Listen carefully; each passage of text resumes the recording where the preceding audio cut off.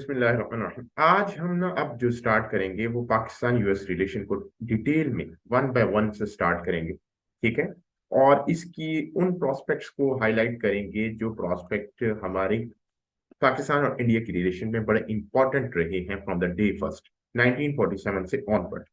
All of you should make sure that कि उन points को आप लोगों ने बड़े इंपॉर्टेंट पॉइंट कंसीडर करते हुए समझना है। Now the very first question raises in 1947।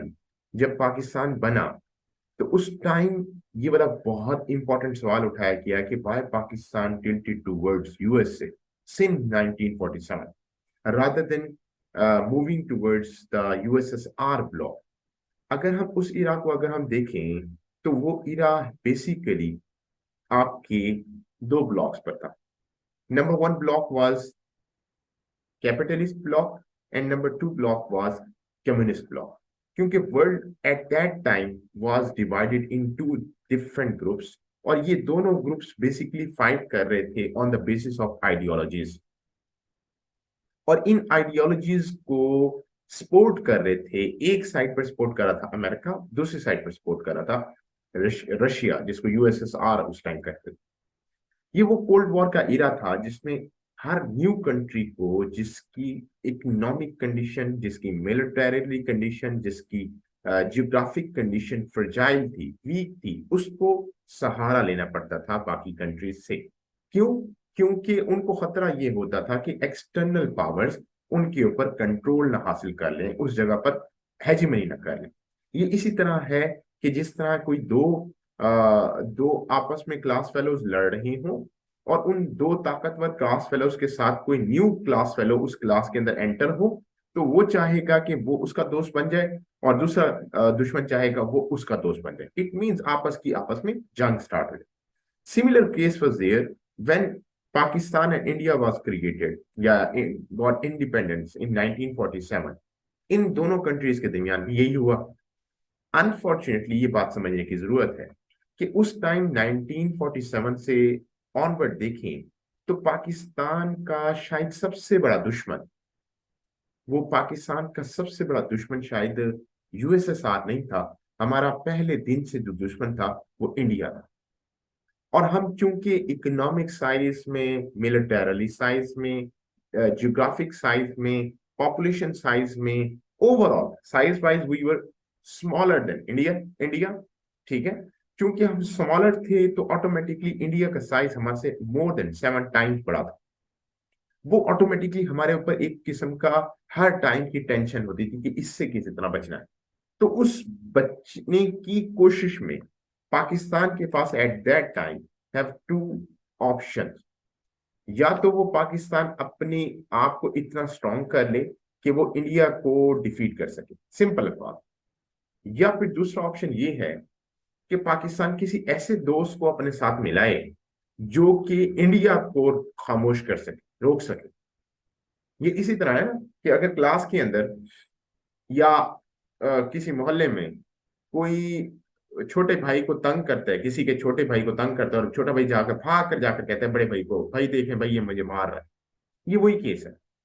Pakistan का साइज स्मॉल था एज कंपेयर टू इंडिया और पाकिस्तान छोटा भाई था और छोटे भाई को जरूरत थी बड़े भाई के सपोर्ट की। तो हम ढूंढ रहे थे कि कोई बड़ा भाई हमें मिले।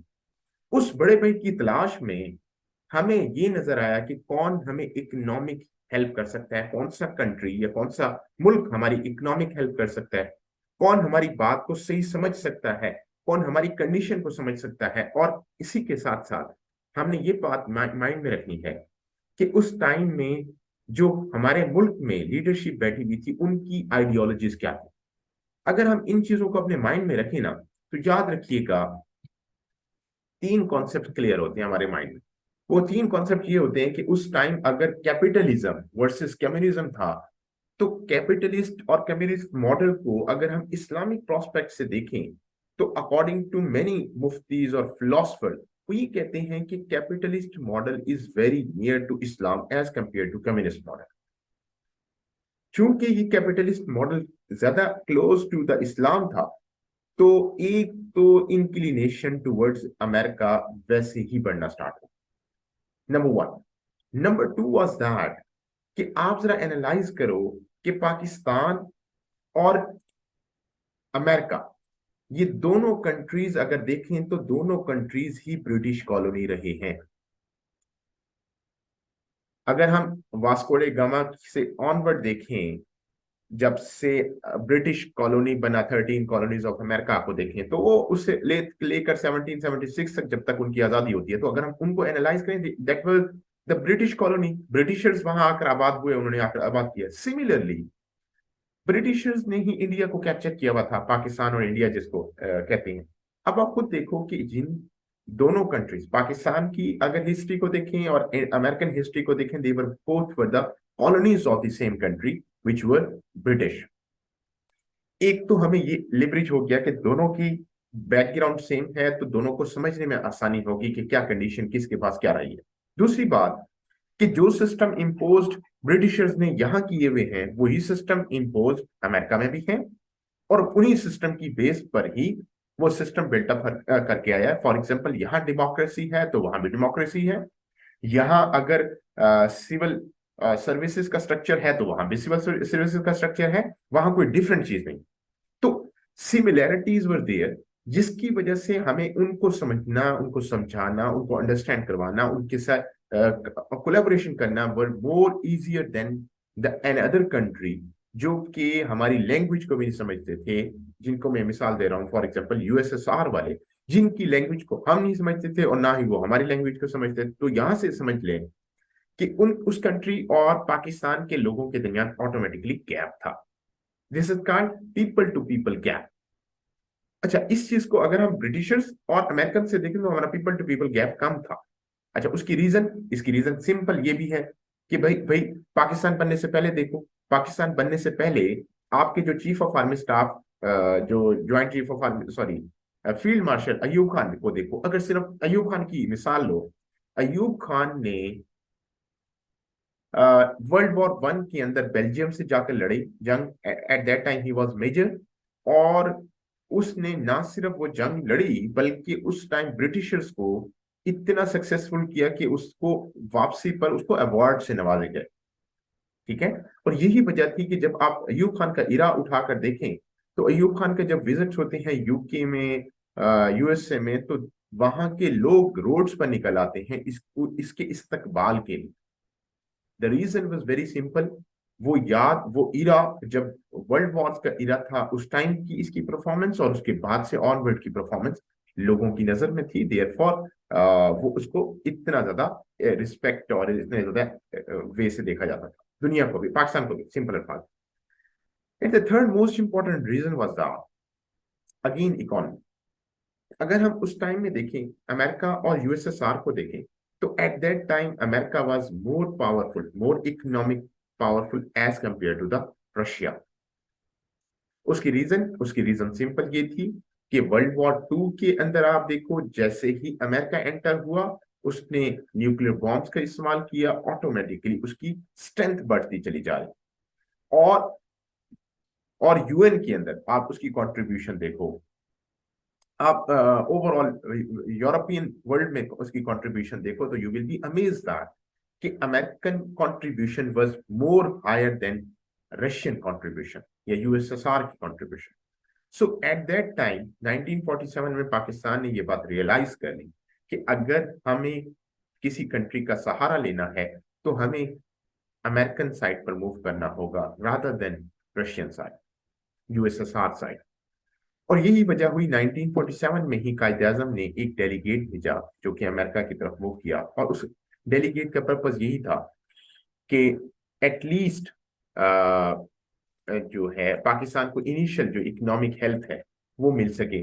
और उस इकोनॉमिक हेल्प में हमने $2 मिलियन की डिमांड की थी एज अ लोन के तौर पे, और हमने ये बात की थी कि फ्यू मंथ्स में हम आपको ये रिटर्न कर देंगे। But unfortunately American not ready for that, उन्होंने डिले किया, उन्होंने पोस्टपोन किया, और हमें वो पैसे नहीं दिए। 1947 में, सॉरी, 1947 से लेकर 1949 तक का इरादा है। 1949 में अमेरिकन प्रेसिडेंट होते हैं ईशनहावर, एंड ही मेंशन्ड दैट कि अगर हम दुनिया के नक्शे में देखें तो पाकिस्तान की geo strategic position is very very important point. So हमें पाकिस्तान के साथ बेहतर ताल्लुकात बनाने होंगे।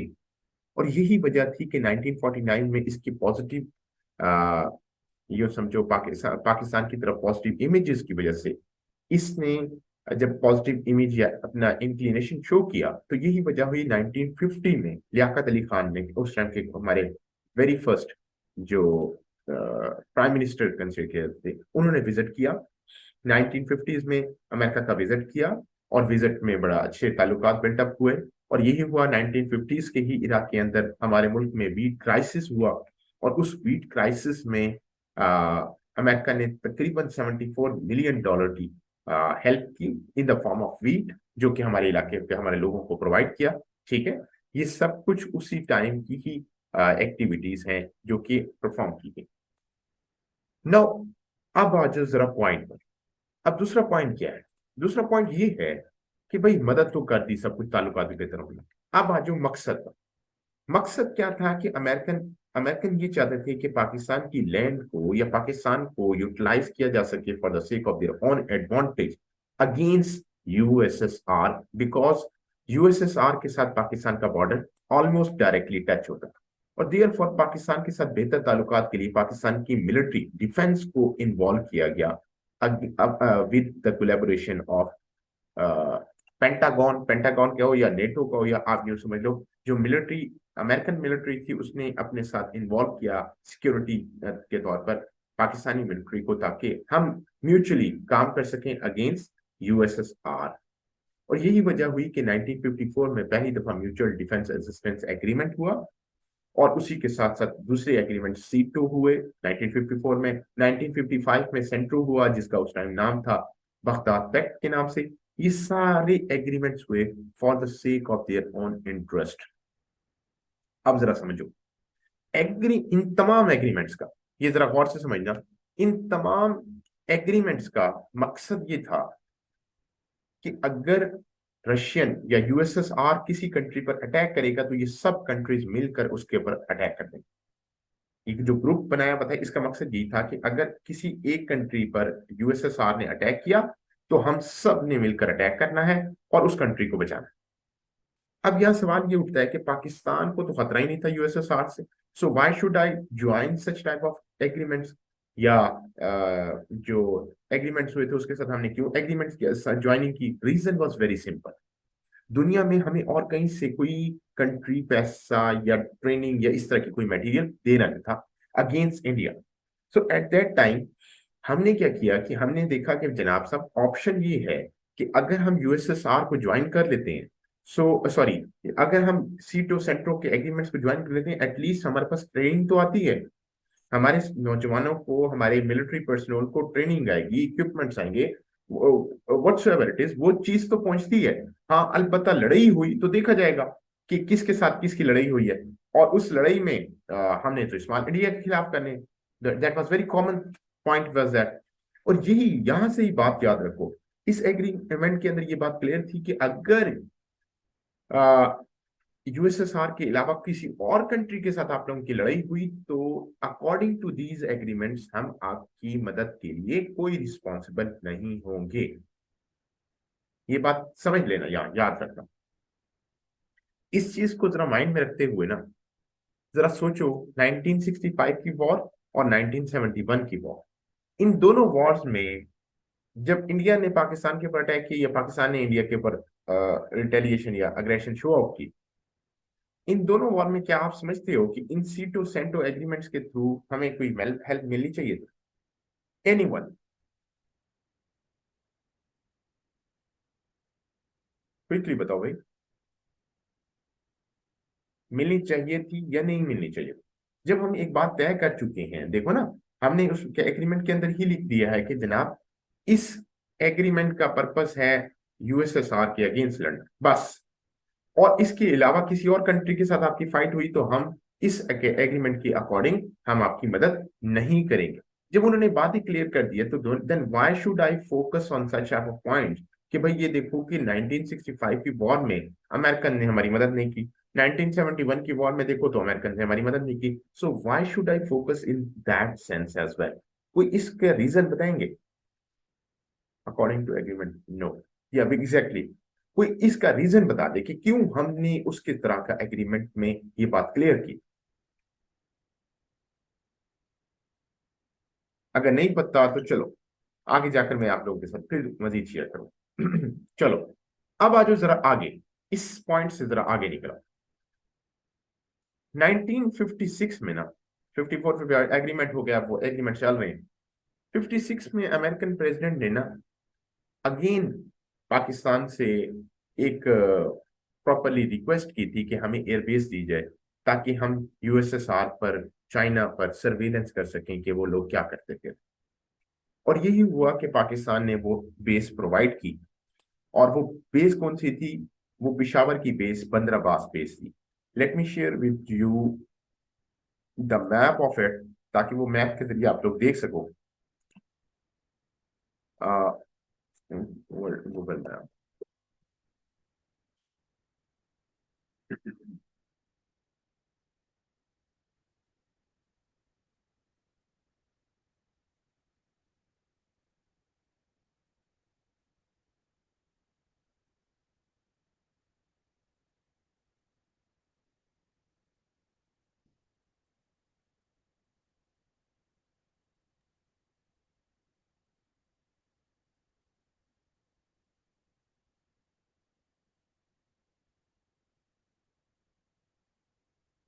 ये जरा देखिएगा मैप, आप लोगों को नजर आ रहा है? वर्ल्ड मैप, क्विकली बताओ भाई। Yes, okay. यहां जरा देखो, पहले तो ये समझ लो कि ये जो रेड लाइन से है ना, ये जो आपको पाकिस्तान नजर आ रहा है, ये सारा पाकिस्तान, ये है पाकिस्तान का एरिया।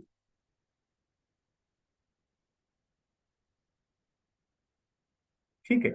अच्छा, अब इसके साथ आपने वो वाला मैप याद रखना है जिसमें रशिया इन्वॉल्व था, या उस टाइम की यूएसएसआर। अगर आप उस टाइम को देखो ना, ये जितना भी ताजिकिस्तान, तुर्कमानिस्तान, उज्बेकिस्तान, ये जितनी बेल्ट थी, that was consider as the USSR. ये सारा area was, it was consider as the USSR. और यही वजह थी कि अगर मैं इसका कलर चेंज कर दूं, ये लो, ये जो एरिया है जो मैंने अभी आप लोगों को शो किया, ये ये जो एरिया है, ये कंसीडर किया जाता था यूएसएसआर का एरिया। अब आप जरा ये देखो कि पिशावर आपका है इस पॉइंट पर। ये जो ब्लैक ब्लैक मैंने हाईलाइट किया, फॉर एग्जांपल यहाँ पॉइंट है, ये पिशावर नेम टू इट है। यहां से इन्होंने एक एक प्रॉपरली ना बेस पाकिस्तान से ली, air base, that was air base. और इस एयर बेस का पर्पज ये था कि यहां से ये उड़ते थे, let me change the colour, यहां से ये लोग उड़ते थे और उड़कर इस पूरे एरिया के ऊपर सर्वेलेंस करते थे। ये डार्क, सॉरी, हाँ ये देखो, ये यहां से उड़कर ये सर्वेलेंस करते थे। ये जो ब्लू ब्लू लाइन दिखा रहा हूं ना, ये यहां जाकर इनके ऊपर, इन एरियाज पर जाकर सर्वेलेंस करते थे। अब हुआ ये कि 90 मई 1960 की बात है, 1960 में हुआ ये कि पाकिस्तान से एक जहाज उड़ा। पहले एक मिनट यहां से एक जरा आप लोग माइंड में रख लो कि अगर हम इस चीज को खत्म करें और दुनिया का मैप में देखें ना, ये देखो, अगर हम दुनिया के मैप में देखें ना, तो अमेरिका इज हियर। ये आप लोगों को यूं लिखा है, अमेरिका जो है वो यहाँ है, यूएसए, ये अमेरिका है। अमेरिका के साथ ये रशिया है। अब इधर से उड़कर यहां से इन एरियाज में पहुंचना, किर्गिस्तान और ये काजिकिस्तान, इन एरियाज में देखो ना, पाकिस्तान यहाँ है। मैं आप लोगों को इधर अगर इन अदर वर्ड्स कहूँ, तो पाकिस्तान तो ये है, ये देखो, ये पाकिस्तान और ये वाला एरिया पाकिस्तान का एरिया है। अच्छा, अब इस पाकिस्तान, देखो, यहां से अगर कोई जहाज उड़ता है, उस टाइम की बात है, और यहां से उड़कर वो आता है और आकर इन ताजिकिस्तान, तुर्कमानिस्तान और उज्बेकिस्तान, इन एरिया में सर्वेलेंस करता है, तो that is very very astonished for eight that time कि इतना लंबा सफर के जहाज कैसे आया, पहली बात। और इतने इतने कंट्रीज को इसने क्रॉस करके इंटरनेशनल बॉर्डर से कैसे यहाँ तक पहुंचा, that is another question eight that time. और सिमिलरली जब ये क्वेश्चंस रेज होना स्टार्ट हुए तो उन्होंने एक और भी सवाल करना स्टार्ट कर दिया, भाई इतनी लंबी ड्राइव तो कोई जहाज कोई एक टाइम में कर ही नहीं सकता, इट मींस बैक साइड पर कहीं ना कहीं तो ये स्टे करता हुआ आया होगा। वो ये कि 1960 के अंदर ना एक जहाज यहां से उड़ा जो पाकिस्तानी बेस थी, पाकिस्तानी बेस से उड़ा था, ठीक है, पिशावर बेस। और इधर से उड़कर वो जहाज गिरा। गिरा क्या था, वो रशिया के अंदर सर्वेलेंस कर रहा था। तो रशियंस ने कोई टेक्निकल प्रॉब्लम थी, आइदर उन्होंने पकड़ लिया, ये अब डिटेल क्या है दैट इज समथिंग है, बट हुआ ये था कि जहाज गिर गया। और जहाज गिरने की वजह से जहाज का जो पायलट था वो बच गया। जब पायलट साहब बच गए ना, उस पायलट को उन्होंने पकड़ लिया। और जब वो पायलट पकड़ा गया एट दैट टाइम, उस टाइम हुआ ये कि उस पायलट से पूछा कि भाई आप कहाँ से यहाँ आ गए, इस एरिया में कहाँ से आए, आप तो अगर डायरेक्ट कहीं और से आ रहे होते तो जाहिर बात है कहीं ना कहीं स्टे करते में आएंगे, आप यहाँ कैसे पहुंचे। जब उससे सर्वेलेंस उससे ज्यादा डिटेल निकाली गई तो उसने बताया भाई साहब मैं आपके प्यारे कंट्री पाकिस्तान से आया। ठीक है। जब उसने दुनिया को ये बताया ना कि भाई रशियंस को ये बताया कि भाई हम ये जनाब सब कहाँ से आए हैं, पाकिस्तान से आए। बिकॉज अब यहाँ एक बात समझो, 1960 से पहले अगर देखो तो पाकिस्तान ये कहता था कि मैं ना इंडिया के अमेरिका के साथ हूं ना रशिया के साथ। हमने कहा था हम नॉन अलाइंड मूवमेंट का हिस्सा है। बट जैसे ही ये पायलट पकड़ा गया ना, स्टेलिन वाज देयर। नहीं नहीं नहीं, 53 में स्टेलिन फौत हो गया था। उसके बाद गुरुबचीव था, I think president of Russia. Mikhail Gorbachev था, ये कोई और भी। प्रेसिडेंट ऑफ रशिया ने क्या किया, उसने क्या किया, उसने ना उस टाइम इंटरनेशनल मीडिया को बुलाया। और इंटरनेशनल मीडिया को बुलाने के बाद ना उसने दुनिया का मैप लगाया। और मैप लगाने के बाद पाकिस्तान को हाईलाइट किया। उसने कहा नेक्स्ट हमारा ये लास्ट वार्निंग है, अगर यहां से अमेरिकन मूव नहीं करवाता इन पाकिस्तान तो next target will be in America, sorry Pakistan. Next target जब उसने हाईलाइट किया कि भाई साहब नेक्स्ट टारगेट आप पाकिस्तान हो सकते हो, तो हमने फिर हाथ जोड़े। हमने कहा भाई अमेरिकन साहब यहाँ से मूव करें, ये तो मसला हमारे लिए और ज्यादा क्रिएट हो जाएगा। और दुनिया के सामने हमारी इमेज ये किया कि भाई ये तो बिट्रेयर है, झूठ बोल रहे हैं। झूठ इस तरह बोल रहे हैं कि ये तो अमेरिकन लॉबी का, अमेरिकन ब्लॉक का हिस्सा है। और दुनिया को कहते फिर हैं कि हम नॉन अलाइंड मूवमेंट का हिस्सा है, मींस हम किसी कंट्री के साथ भी नहीं है। उसी टाइम जो नॉन अलाइंड मूवमेंट के सरबराह खान थे उनमें से एक सरबराह इंडिया का नेहरू भी थे। तो नेहरू ने ये बात उठाना स्टार्ट की कि भाई इसको यहां से निकालो, ये नॉन अलाइंड मूवमेंट का हिस्सा ही नहीं है, ये तो अमेरिकन के साथ है। तो उस टाइम पाकिस्तान को नॉन अलाइंड मूवमेंट से भी हटना पड़ा, निकाला गया। और साथ ही साथ एक इमेज भी पैदा किया। ये वाला वाकया होता है, इसको कहते हैं U two plane incident. U two plane incident, ठीक है। तो इस वाक्य के अंदर ये रियलिटी बेस्ड हुई थी। और यहाँ से प्रॉब्लम मजीद बढ़ना स्टार्ट हो गया बिटवीन पाकिस्तान और इंडिया, सॉरी अमेरिका, और Pakistan America and Russia as well. ठीक है। चलो, यहाँ किसी के माइंड में कोई बात है, कोई चीज पूछने वाली, जल्दी से पूछो। मैं लिंक अगेन शेयर करता हूँ और फिर हम ज्वाइन कर लेते हैं। क्विकली बताओ, any question, any Curie.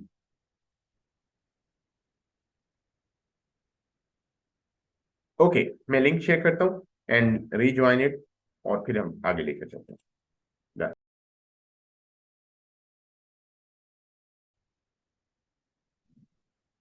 Okay चलें, जहां से हमने स्टॉप किया था। Okay, no problem, no problem. Thank you. अच्छा चलो, अब जो पॉइंट था, नेक्स्ट पॉइंट 1960 का, तो ये प्रॉब्लम यूट्यूब प्लेन की सूरत में हमारे सामने इंसिडेंट हो गया। उसके बाद 1962 से ऑनवर्ड अगर हम देखें तो अमेरिका ने हमारी डेवलपमेंट के ऊपर एक किस्म की हेल्प करने स्टार्ट की in the form of research and nuclear research reactor के तौर पर दिया। 5 मेगावाट का एनर्जी रिएक्टर था जो कि कराची बेस्ड इंस्टॉलेशन करवाई थी। और फिर हम उसके बाद अपनी प्रॉब्लम में शिकार हो गए थे। 65 की वॉर, और फिर 71 की वॉर, जो कि America, sorry India, Pakistan India की वॉर रही है। उस टाइम में हमारी कॉन्फ्लिक्ट बढ़ते चले गए थे विद इंडिया। अब उस कॉन्फ्लिक्ट में एक चीज समझ लो, समझने की बात यह है कि 1965 की वॉर हो या 1975 71 की वॉर हो, इन दोनों वॉर्स में मैंने जैसे आप लोगों को स्टार्टिंग में बताया कि इन दोनों कंट्रीज, चाहे वो पाकिस्तान हो चाहे वो इंडिया हो, देखो पाकिस्तान की तो अपनी मजबूरी थी कि हमें इंडिया से कॉन्फ्लिक्ट किया, हमें इंडिया से अपने आप को सिक्योर करना था। लेकिन अगर इंडिया को देखो तो इंडिया को कोई मजबूरी नहीं थी, किसी से खतरा ऐसे नजर नहीं आता था except little bit from China side. इससे पहले हमें चाइना की साइड से ये भी उस साइड पर नजर खतरा नजर नहीं आता। और वो खतरा कब से स्टार्ट हुआ? जब से बॉर्डर डिस्प्यूट स्टार्ट हुए थे 1962 की सीनो इंडिया वॉर हुई थी। और उस सीनो इंडिया वॉर में डायरेक्टली इंडिया ने सॉरी चाइना ने बड़े जबरदस्त तरीके से इंडिया को डिफीट किया। अच्छा, अब इन सब कॉन्फ्लिक्ट्स में अगर हम देखें तो India was in a better position to lead the country या to manage the overall scenario of the global politics. India ये कहता था कि मेरे ताल्लुकात पाकिस्तान के साथ, सॉरी इंडिया अमेरिका के साथ भी बेहतर हों, रशिया के साथ भी बेहतर हों, बाकी कंट्रीज के साथ भी बेहतर हों। यही वजह थी कि इंडिया की डोमिनेंस अमेरिकन साइड पर भी थी। ऑल्दो अमेरिका के अलावा वो यूएसएसआर के साथ ज्यादा टिल्टेड था, कनेक्टेड था, बट अमेरिका के साथ भी बेहतर ताल्लुकात थे। और ये इन वजूहात में से एक वजह ये भी थी कि 1965 की वॉर उठाओ या 71 की वॉर उठाओ, उसमें डायरेक्टली अमेरिका ने ना सिर्फ पाबंदियां पाकिस्तान पर लगाई थी वेपन्स एम्बार्गो के फॉर्मेट में, बल्कि उसने पाबंदियां इंडिया पर भी लगा दी थी। लेकिन इम्पैक्ट किसके ऊपर ज्यादा हुआ? वो इम्पैक्ट हुआ पाकिस्तान पर ज्यादा, बिकॉज पाकिस्तान ने तो टोटल रिलाय ही अमेरिका पर किया हुआ था, जबकि इंडिया का रिलायंस ना सिर्फ अमेरिका पर था बल्कि उसके साथ साथ यूएसएसआर पर भी था। तो इस वॉर के अंदर यूएसएसआर ने डायरेक्टली बड़ी मदद की इंडिया की, बट पाकिस्तान की मदद के लिए अमेरिका नहीं आया। ये बात यहां से समझ आती है कि हम जो रिवेंज, हम जो गुस्सा दिखाते हैं, एग्रेशन शो आउट करते हैं कि आप लोग फेयर वेदर फ्रेंड्स हैं, अमेरिकन को कहते हैं, उसकी रीजन यही है। हम कहते हैं कि अगर कोल्ड वॉर का हम आप लोगों के साथ हिस्सा थे तो you should help us against India as well. ठीक है। और अमेरिकन कहते थे कि why should I help you against India, जो कि मेरा हमारा भी दोस्त है, हम उसके खिलाफ आप लोगों के मदद क्यों करें? ठीक है, हम क्यों चाहें कि आप लोगों के ताल्लुकात या अमेरिकन के ताल्लुकात इंडियंस के साथ खराब? तो that was another consequences behind that, जो कि उस टाइम रिटेलिएशन के फॉर्मेट में शो होते रहे। उसके बाद जरा एक और वाक्य देखो, 1972 से ऑन बढ़िया 71 72 में देखो, याद रखना, जैसे पाकिस्तान और चाइना के बॉर्डर डिस्ट्रीब्यूशन स्टार्ट हुई थी 1965 में जाकर एंड हुआ था, इसी तरह 1962 में इंडिया और चाइना की बॉर्डर के कॉन्फ्लिक्ट से या कॉन्फ्लिक्ट हुए थे। इसी तरह बॉर्डर कॉन्फ्लिक्ट्स विद रशिया भी रहे थे, चाइना और रशिया की। और उन कॉन्फ्लिक्ट्स में की वजह से चाइना के ताल्लुकात थोड़े बहुत यूएसएसआर के साथ खराब हो गए, और उसकी वजह से एक गैप क्रिएट हो गया था बिटवीन यूएसएसआर और चाइना। उस गैप का फायदा उठाने के लिए अमेरिकन लॉबी चाइना के साथ बेहतर ताल्लुकात बनाना चाहते थे। और उन ताल्लुकात बनाने के लिए उन्होंने किस चीज का इस्तेमाल किया? उन्होंने पाकिस्तानी प्लेटफॉर्म इस्तेमाल किया। उन्होंने जाकर कहा कि पाकिस्तान को कहा कि आप हमें चाइना, क्योंकि पाकिस्तान को चाइना के साथ भी बेहतर ताल्लुकात थे, तो हमने कहा कि आप चाइना से हमारी मुलाकात करवाएं, हम विजिट करना चाहते हैं। Nixon was the president at that time 72 में। और निक्सन के असल जो डिप्लोमेट थे, जो बहुत बड़ा डिप्लोमेट आज भी दुनिया में कंसिडर किया जाता है, दैट वाज हेनरी किसिंजर। आप लोगों ने इसकी बुक भी पढ़ी होगी या सुनी होगी, वर्ल्ड ऑर्डर के नाम से। उस हेनरी किसिंजर ने ये बात क्लेरिफाई की थी कि उसने आकर पाकिस्तान में आकर ये बात क्लेरिफाई की कि भाई हम चाइना के साथ मिलना चाहते हैं और चाइना के ताल्लुकात बेहतर करवाने में पाकिस्तान एक एज एन आर्बिट्रेटर का रोल प्ले कर सकता है। और उसी टाइम पाकिस्तान में 1972 में देखो तो भुट्टो का दौर था, उस टाइम पाकिस्तान ने एज एन आर्बिट्रेटर का रोल प्ले किया। और पाकिस्तान ने via means Nixon was the president of America, वो आए पाकिस्तान, पाकिस्तान से होते हुए चाइना गए, और वहां जाकर दोनों प्रेसिडेंट, चाइना और अमेरिकन प्रेसिडेंट को मिला, इनकी मुलाकात हुई। और उस एग्रीमेंट या उस डील को या उस जो रिलेशंस को या जो चीज हुई उसको हम कहते हैं पिंग पोंग डिप्लोमेसी। ठीक है, ये बात आप लोग क्लियर कर लीजिएगा, ये that was the ping pong diplomacy. और इस पिंग पोंग डिप्लोमेसी में बड़ा रोल रहा किसका? हेनरी किसिंजर का, पाकिस्तान का, और फिर उसके बाद निक्सन के। निक्सन, और याद रखना, निक्सन और भुट्टो के ताल्लुकात काफी बेहतर थे, एक दूसरे के साथ काफी बेहतर ताल्लुकात थे, और इनकी आपस में बड़ी बनती थी, जोड़ छोड़ थी उस टाइम। और जैसे ही निक्सन गया उस इरा में, तो याद रखिएगा, उसके बाद थे Jimmy Carter. The next president was Jimmy Carter 1976 में। और 1976 में जैसे ही वो आता है तो हमारे ताल्लुकात अमेरिका के साथ इतने अच्छे नहीं रहते। उसकी रीजन ये भी थी कि निक्सन और भुट्टो दोनों की अप्रोचेस ऑलमोस्ट सेम थी, सोशलिस्ट माइंडसेट के थे, और इनकी अप्रोचेस में काफी मिलाप था, और ये क्लोज फ्रेंड्स भी थे। और जिमी कार्टर जैसे आता है तो उसकी अप्रोचेस भुट्टो के साथ अगेंस्ट थी, और that that was the reason behind that कि जब ये दोनों आते हैं तो हमारे अमेरिका के साथ ताल्लुकात मजीद खराब हो जाते हैं। और ये कब तक ताल्लुकात खराब रखते हैं रहते हैं? तकरीबन 1979 तक, जब तक सोवियत अफगान वॉर स्टार्ट नहीं हो जाती। क्योंकि Soviet Afghan Afghan war start होती है दिसंबर 1979 में जाकर। यहां तक किसी के माइंड में कोई सवाल, कोई चीज पूछने वाली थी, जल्दी से पूछो quickly. Any question, any Curie? Okay. चलो, ओके, डन। 19 सबीन, हाँ जी पूछे, सबीन क्विकली पूछ लो। सर, अमेरिका चाइना से अपने ताल्लुकात ठीक करना चाहता था हम्म। या इंडिया ठीक करना चाहता था? अमेरिका चाइना के साथ ताल्लुकात बेहतर इसलिए करना चाहता था क्योंकि अमेरिका, चाइना और रशिया स्ट्रॉन्ग अलाई थे। यूएसएसआर और China was a very close friend with each other, जैसा कि आज भी आप लोगों को नजर आता है। तो ये अमेरिका चाहता था कि इनकी दोस्ती टूटे और मैं एक दोस्त को अपने साथ मिला दूं। That was a major reason behind China Russia के साथ था उस टाइम? दैट। एग्जैक्टली, जैसे आज भी आप लोगों को नजर आता है। अच्छा। ठीक है। ठीक ठीक। हम्म। ठीक है सर। ओके। अच्छा, अब जरा सोवियत अफगान वॉर स्टार्ट। इस सोवियत अफगान वॉर का बेसिक अगर देखा हो तो that was another surprising attack from the Soviet Republic की तरफ से। और इस अटैक का American, according to many reports, वो कहते हैं हमने इसका ना इतना एनालिसिस नहीं किया था कि रशियंस ने क्यों ये अटैक किया अफगानिस्तान पर, और इसकी सरप्राइज अटैक करने की रीजन क्या है। एंड ऑलमोस्ट 1980 के स्टार्ट में जाकर, क्योंकि दिसंबर 1979 में ये वॉर स्टार्ट होती है, और 1980s के स्टार्ट में जाकर ना अमेरिकन जाते हैं पाकिस्तान के पास, और आकर ये कन्वे करते हैं कि जनाब, ये जो वॉर का, जो मैंने आप लोगों को पाक अफगान वॉर में डिटेल बताई थी, वो याद है ना आप सबको? पाक अफगान वॉर में जिसने डिटेल वो नहीं देखी, वो आप लोग जो मैं प्रोवाइड करूंगा आप लोगों को, लिंक जो प्रोवाइड किया है, उस लिंक में आप लोगों ने लाजमी जाकर दोबारा देखना है। और वो सारी डिटेल मेंशन है कि हमने किस तरह, अमेरिका ने आकर गाइड किया, और सोवियत यूनियन के खिलाफ हम किस तरह उतरे, और कौन कौन सी इवेंट्स हुए, क्या क्या हुआ, ब्ला ब्ला ब्ला, वो सारी कुछ उसमें शामिल है। ठीक है, all of you should go through it exactly.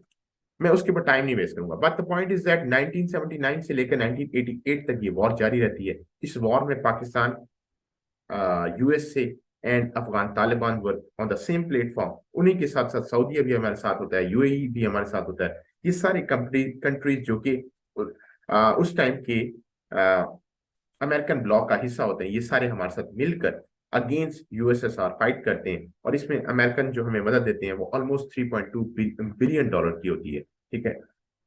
Sir, who is was president at that time? Exact not idea about that कि जेमी कार्टर के बाद कौन दूसरा आया था, मुझे एग्जैक्ट नाम याद नहीं। आप लोग ये नेक्स्ट देख लीजिएगा, सभी मिल जाएगा आपको, उम्मीद है। ठीक है। अच्छा, आफ्टर दैट 1990 में अगर हम थोड़ा सा देखें, अगर हम 1990 के इरा में देखें ना, अब देखो, हम क्यों कहते हैं American were are very fair weather friend. मसला ये होता था कि जैसे ही इनका मकसद खत्म होता था ना, ये फौरन क्या होते थे, क्या करते थे, साइड लाइन हो जाते थे। जैसा कि यूट्यूब प्लेन इंसिडेंट हुआ, उसके बाद साइड लाइन हो गई। पाकिस्तान 65 की वॉर लड़ता रहा, 71 में जो बला बला हुआ, वो खामोश रहे। 71 के फौरन बाद के बाद इनका दोबारा मकसद स्टार्ट हुआ पिंग पोंग डिप्लोमेसी की सूरत में। ये फौरन पाकिस्तान के बाद इंटेलिजेंट आ गए, ठीक है जी आपके बहुत अच्छे ताल्लुकात हैं, हम लोग बहुत अच्छा ये करेंगे वो बुला बुला।